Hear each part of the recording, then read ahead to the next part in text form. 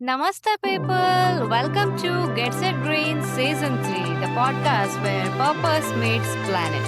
In this episode, we will talk about addressing how an idea, let's say in terms of, can be a catalyst in addressing the environmental degradation. So, today we have one such person with us who is trying to make his own impact in his own way, which is Fahad, founder of Refill Smart by RBI, which is also known by short form RBI. So, welcome to the show, Fahad. Yeah, hi. Thank you for inviting me to this episode. Yeah, and pleasure is all us. And maybe let's get into the deep discussion of understanding how, let's say, each element of change can bring a big impact at the end of the day, right? Now, Yeah, my sure. first question would be, Fahad, to understand that, let's say, the single use packaging has become difficult to replace, right? Because given the materiality benefits and also the characteristics of each material. So, can this refill really compete with the convenience of, let's say, buying a new pack? Yeah, actually, that is the one myth or a way we need to understand the things. We cannot compete or we cannot replace entirely single use with a refill and reuse. So both have its own advantage and disadvantages. So we need to identify which are the areas we can complement the single use package with refill and reuse model, and we cannot replace each and every single use package with a refill model. So we need to identify what are the product or what are the purchase scenarios we can replace with a refill model, and what are the things we cannot uh, try or we cannot adopt the refill model. So we it should be running parallelly each other, complementing each other, not competing to single use to replace entirely in a single day. That is not at all possible. That is why most of the refill pilot failed, because that is the very ambitious goal what we kept in initial. Then we realized that it is not going today in one year, 2 year or so. So we need to understand the reality that single use going to be the major model of the distribution, but slowly it will be taking care by taking on by the reuse or refill model as the people are more awareness and the ecosystem evolve towards this refill and reuse. So we are not to compete or to replace entirely with the single use. That's what I. Thank you so much. And also, I feel like, I can see the angle what you're trying to also address, right? Because in the market currently, whatever we have, let's say products available, it depends on the demand also, because each and every product has its own intended purpose to serve at the end of the day. So for us, to cater to such huge demand and to, let's say, to entirely replace a particular material, it is going to be a challenging task.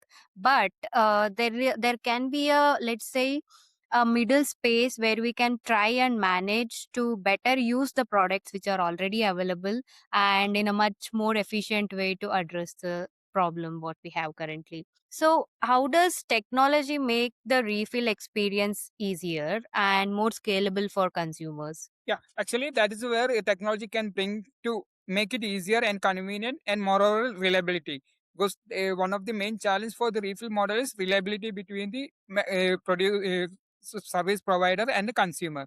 Because both Mm-hmm. have to be in a sync to make the refill reliable. Because some you said changing the behavior itself is a big task. So if there is any reliability issue or there will be any expectation mismatch, then it will be going back to the default one. So then again coming back, it will be a challenge. So technology can bring this gap.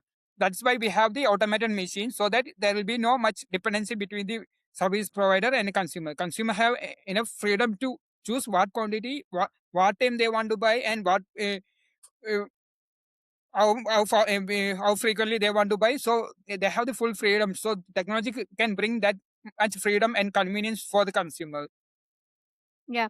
and And it now makes that scalable as well. That's what second question, second part of your question, right? So technology can enable this scalability, because our automated machine will be putting in a cluster of 100 or 150 machines, which can be managed by two people. So that make the scalability very easy, rather than each delivery is managed by individual people, so which will be highly dependent on the manpower. So our technology can enable this scalability in a cluster model, in a easy fashion. Yeah. And now that brings me, one follow up question with this is like, can you please help us understand that how did you convince the producers for this? Because you are a bridge between the consumers and as well as producers. And what is that the role you play? If you can help us understand in much, let's say, granular detail. Yeah, sure. Well, the question that you put is exactly the main challenge, rather than the convincing the consumer actually, because for the brands, changing a small thing in their our level of operation, it will be challenging. So they need the volume to change the things, or they need Mm-hmm. uh, very extensive process to change the anything in their for an established brand like a GL and all. So that is one challenge. So what we want to say is this will be an additional channel for them, and it will be more retaining channel, because once the Mm-hmm. consumer buy the product, they will be sticking to their product, because they may not be going to see multiple product. You are coming to the brand, to the market, and constantly switching between the new brand whatever coming in every quarter or every month to the supermarkets with introductory offers. So for them it will be a retention point, and moreover, more than the selling point, it is a more customer insight. So for them, once they distributed to the retail chain, they don't have much insight on the how frequently each particular customer is buying. So for us, uh, we will be able to give the brand that level of interpretation of the customer, how frequently they're using, what product they're using, how much quantity they're using. That so much that customer insight data will be able to give. Another advantage for the brand is keeping the SKU. For the brand, for example, if you consider the Surf Excel, it have the multiple SKU of the same Surf Excel in 100 ml, 200 ml, 500 ml, multiple SKUs. So this give a lot Mm-hmm. of inventory complexity and transportation, supply chain, everything complexity. And for them, they have to stock every SKU is in a much quantity. So that is a dead stock kind of thing. Since ours is quantity if less model, so they have the freedom to keep everything in a single bulk quantity, so that customer will decide which quantity they want. So these are the two immediate benefit we are giving, and down the line if the volume increases, they will be able to showcase this in the ESG level as well. And moreover, it will Mm-hmm. be going to affect their ERP expense as well. So it will be a long journey. So convincing what you say is right. So convincing the producer or brand is the toughest thing rather than convincing the customer. Yeah. And maybe can you help us understand how did you convince, let's say, or what has been the biggest challenge when you were supposed to get people on board for this program? Mm. Yeah, convincing, since the as technology is that the initial when we doing the manually, there was a convince main challenge. Then the model is building the trust, because in this is Yeah. a refill, people will blindly believe it is a packaged one, so Mm-hmm. that they will people assume that nobody can tamper or nobody can make a counterfeit product or so. So blindly they will believe the packaged product. That was a biggest challenge once we introduced automated vending machine, which is already placed in the apartment society, which will give more of trust factor. Now, Mm-hmm. convincing is the most of the people or which is living in the residential societies are already aware about the importance of the reducing plastic and problem of the plastic and also that point also not a much challenging for us to convince the people. Now the price point is the main challenge for us to convince, because same Hmm. product may be available in the discounted platform like Amazon or a DMart sometimes. So that price point we need to play in a way that it will be much incentive for them, like a electric vehicle. People have to charge the vehicle every day. Not the way for us, it will be filling only monthly once or monthly twice. For the electric vehicle, they have to charge every day, and they have to come down to charging point and keep it, and again come down to take the charging back to their parking slot. So people are willing to take that carriage because there is a much incentive on the petrol price or operational price of the vehicle. So we have to incentivize such a way that it will be not be a friction for them to take a one step to go and fill it in a once in a month or twice. Hope we Yeah, can. because yeah, because price pointing becomes a critical angle for any producer, right? Or Correct. for any business to even sustain, that margin is quite important. And I totally understand that. Let's say if we are producing that in bulk, it is easy for them to give much slighter or thinner margins when compared to the individual manufacturers or application technologies in between, right? So I had my next question, Fahad, which was, can refill become a truly scalable business model, or will it always remain a niche, sustainability oriented product in the market? Yeah, in the near future it will be still continue as a not a niche model, it will be intermediate kind of thing, because now people demand side is there, customer are aware about the importance, and they are feel comfortable to refill, and it is since we are installing very close to their place, which are in the apartment where they go for the walk or they drop the kids, they can fill it that time itself, so that friction is less. So we are seeing it as a in between the niche segment and the mass adoption. So it will take some more time to reach to the mass adoption, or it will be reached to the scalable business level. So now it will move away from the initial segment to intermediate level actually. Okay. And can I know the footprint of Arby as of now, Fahad, if you can explain us that part? Yeah, for the, you mean carbon footprint, right? No, not exactly. I meant like, let's say, where it is available as of Okay, now. availability. Yeah, currently we are still mainly focusing on the South Bangalore. Hmm.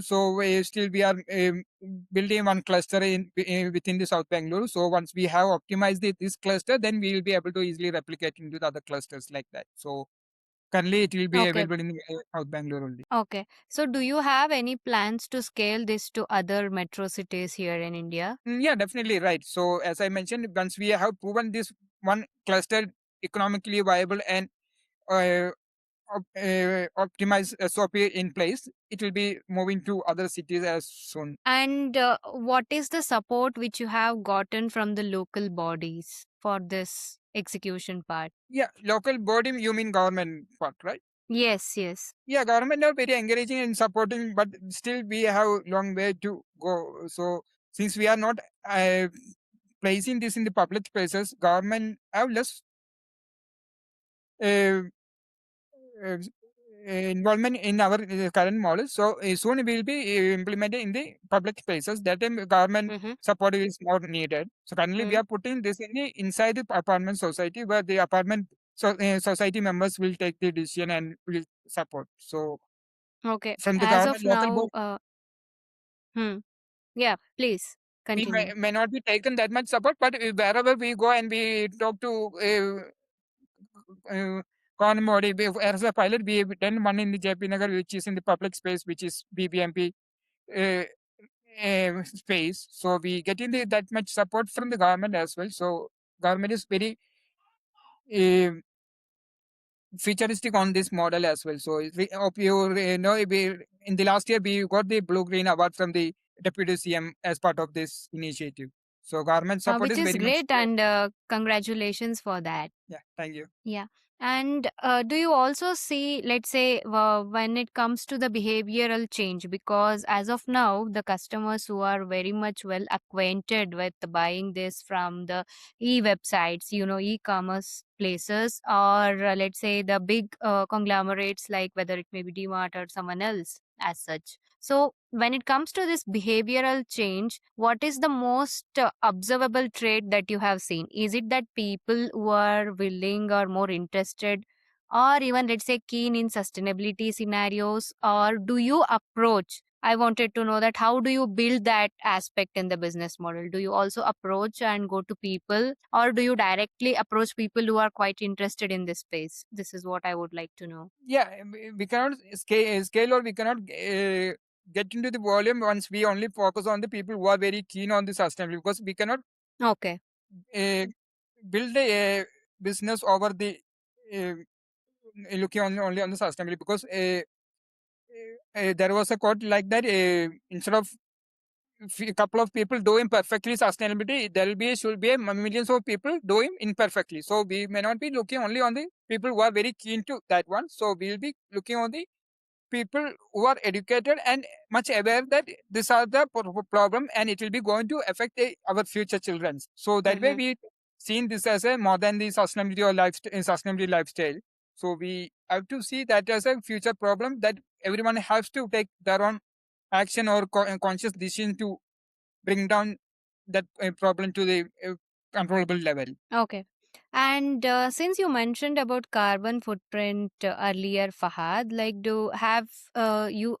have you guys done any, let's say, study on life cycle assessment point of view for this particular model? Yeah, we have done already, and we have got this one as part of the circular accelerator program. We have done, and we have got the certificate as well for this calculation points. So Mm-hmm. every refill is replacing one plastic bottle. So that way it will be easy to track and calculate the our carbon footprint reduction what we bring into the world. Okay, and thank you so much for your time on this. And we are at the end of the show. And now we do have a small round, which is rapid fire round, where you will have two, three questions. You just have to pick a word.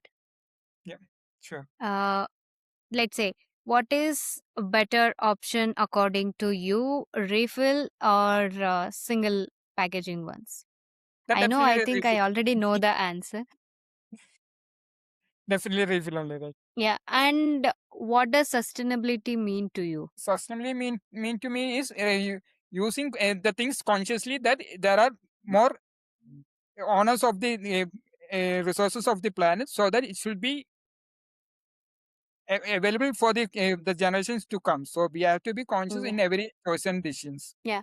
And what would be one learning which you would like to share with the audience? The one learning I can say it is patience. So it will take some time for anything social startup or social business. It is not like any traditional business. So it may take some time to get the level what we initially planned. So patience to be there. Yeah, so to the person who is listening, if you have any idea or let's say even a business model that which you would like to explore in socio entrepreneurship angle or sustainability angle or deep tech innovations, I think this would apply for each and everybody who is in this space, because patience is what it takes. It may take some time, but you will reach there eventually. And thank you so much, Fahad, for being a sport and also helping us understand the nitty gritties of how Arba is already working, right? I wish more success to you, and I hope that we will be able to see your scalability from,